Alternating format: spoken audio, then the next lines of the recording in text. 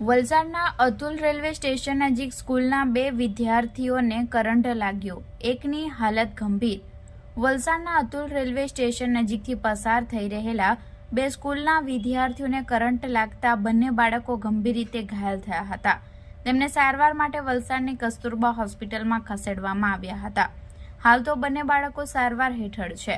આ ઘટના અંગેની મળતી વધુ વિગતો મુજબ વલસાડના હરિયા ગામે ઈશ્વર ફળિયામાં રહેતા 14 વર્ષીય મિત સંતોષભાઈ પટેલ અને 15 વર્ષીય ત્રુપલભાઈ અનિલભાઈ રાઠોડ આજે સવારે અતુલ ખાતે પીકેડી વિદ્યાલય સ્કૂલમાં ગયા હતા અને આજે બપોરે 12 વાગ્યે સ્કૂલથી પરત પોતાના ઘરે આવવા નીકળ્યા હતા।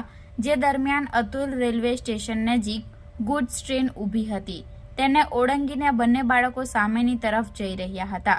તે અરસામાં અચાનક કરંટ પાસ થતા બંને બાળકોને જોરદાર કરંટ લાગ્યો હતો અને બંને જગ્યા પર જ બેભાન થઈ ગયા હતા।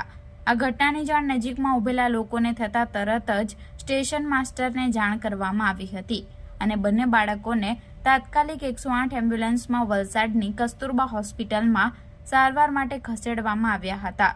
જેમાં ત્રુપલ અનિલભાઈ રાઠોડને શરીરના ભાગે કરંટ લાગવાથી ગંભીર રીતે દાઝી ગયો હોવાનું જાણવા મળ્યું છે અને તેની હાલત અત્યંત ગંભીર જાણવા મળી છે।